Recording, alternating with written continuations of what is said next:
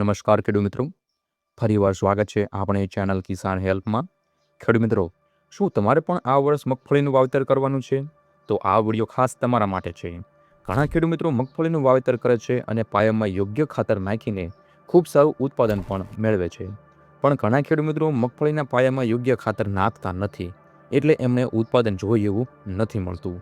એટલે ખાસ ખેડૂત મિત્રો, આજના વિડીયોમાં આપણે વાત કરવાના છીએ કે મગફળીના પાયામાં કયા કયા ખાતર નાખવા અને કેટલા પ્રમાણમાં નાખવા જોઈએ. ખાસ કરીને ઓર્ગોનિક ખાતર અને રાસાયણિક ખાતરની સંપૂર્ણ માહિતી આપણે આજના વિડીયોમાં લેવાના છીએ. એટલે બધા ખેડૂત મિત્રો વિડીયોના અંત સુધી બન્યા રહેજો. અને જે ખેડૂત મિત્રો નવા આવ્યા હોય તે ખાસ કરીને આપણી આ ચેનલને અત્યારે જ સબસ્ક્રાઈબ કરી નાખજો, કેમ કે આપણે આ ચેનલ પર આવા જ અવનવા ખેતીને લગતા વિડીયો મૂકવામાં આવતા હોય છે. ખેડૂત મિત્રો, અગાઉ આપણે મગફળીના ટોપ બિયારણના 2 વિડીયો અપલોડ કરેલા છે. જે ખેડૂત મિત્રોએ તે વિડીયો ન જોયો હોય તો ખાસ કરીને તે વિડીયો જોઈ લેજો, જેથી કરી તમને ખ્યાલ આવે કે આ વર્ષ આપણે મગફળીની કઈ જાતનું વાવેતર કરવું જોઈએ. એની લિંક ડિસ્ક્રિપ્શન બોક્સમાં આપેલી છે, અથવા તો તમે આઈ બટન ઉપર ક્લિક કરીને તે વિડીયો જોઈ શકો છો. ખેડૂત મિત્રો, મગફળીના પાકની એક ખાસિયત એ છે જે બીજા પાકમાં જોવા નથી મળતી. મગફળીમાં ફૂલ આવ્યા પછી તેમાંથી સૂયા નીકળે છે અને આ સૂયા જમીનમાં ઉતરે છે ત્યારે ત્યાં ડોડવા એટલે કે મગફળી બેસે છે. હવે તમે જ વિચારો, જો તમારી જમીન પથ્થર જેવી કઠણ હશે તો સૂયા જમીનની અંદર જશે? ના, બિલકુલ નહીં.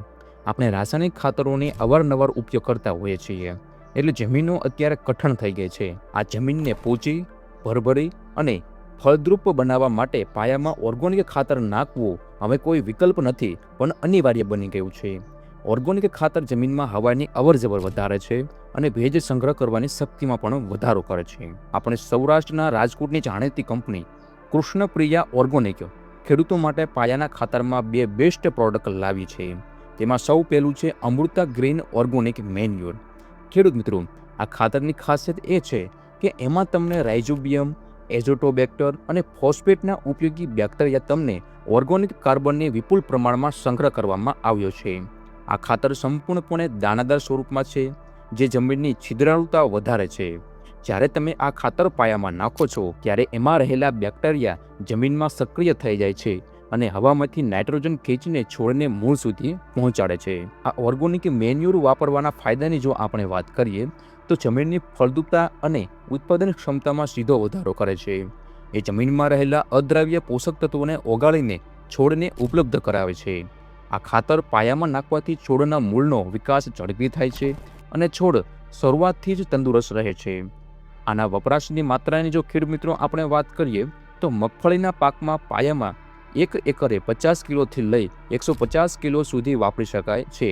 તેમજ આ મગફળીના પાકમાં નહીં, પરંતુ આપણે કોઈ પણ પાકના પાયામાં આપણે આ ખાતરનો ઉપયોગ કરી શકીએ છીએ. હવે જે ખેડૂત મિત્રોની જમીન વધુ કઠણ હોય અથવા જ્યાં રાસાયણિક ખાતર વધુ વપરાતું હોય ત્યાં 150 કિલો સુધીનું પ્રમાણ રાખવું હિતાવહ રહે છે. કૃષ્ણપ્રિયા ઓર્ગોનિકની બીજી મહત્વની પ્રોડક્ટ છે અમૃતા ગ્રીન બાયો પોટાશ. ખેડૂત મિત્રો, મગફળીના પાકમાં પોટાશ કેમ જરૂરી છે? પોટાશ એ મગફળીના દાણાનું કદ, વજન અને ચમક વધારવાનું સૌથી મુખ્ય તત્વ છે. સામાન્ય રીતે રાસાયણિક પોટાશ જમીનમાં સ્થિર થઈ જાય છે અને છોડ તેને પૂરેપૂરું લઈ શકતો નથી.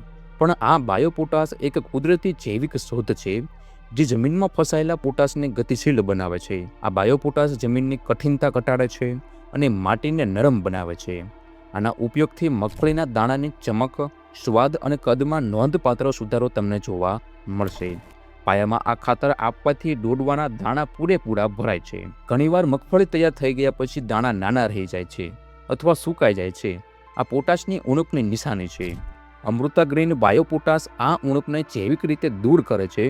આ ખાતરને તમે પાયામાં જમીનની જરૂરિયાત મુજબ આપી શકો છો. જો તમે પાયામાં ઓર્ગોનિક મેન્યુર અને બાયો પોટાશ બંનેનો ઉપયોગ કરો છો તો તમારી જમીનનું બંધારણ એટલું શ્રેષ્ઠ થઈ જશે કે રાસાયણિક ખાતરનું રિઝલ્ટ કરતાં પણ તમને બમણું રિઝલ્ટ આમાં જોવા મળશે. ઓર્ગોનિક ખેતી કરતા ખેડૂતો માટે આ તો એક વરદાન સમાન છે. ઓર્ગોનિક ખેતી કરતા ખેડૂતો માટે આ તો વરદાન સમાન છે. પણ રાસાયણિક ખેતી કરતા ખેડૂતોએ પણ જમીન બચાવવા માટે આનો પાયામાં ઉપયોગ કરવો જ જોઈએ. તો ખેડૂત મિત્રો, તમારે પણ જો કૃષ્ણપ્રિયા ઓર્ગોનિકના આ બંને ખાતરની ખરીદી કરવી હોય તો સ્ક્રીન ઉપર જે નંબર આવે છે તેનો તમે સંપર્ક કરીને આ ખાતરની ખરીદી કરી શકો છો. તો ખેડૂત મિત્રો, આ હતી મગફળીના પાયાના ખાતરની A to Z માહિતી.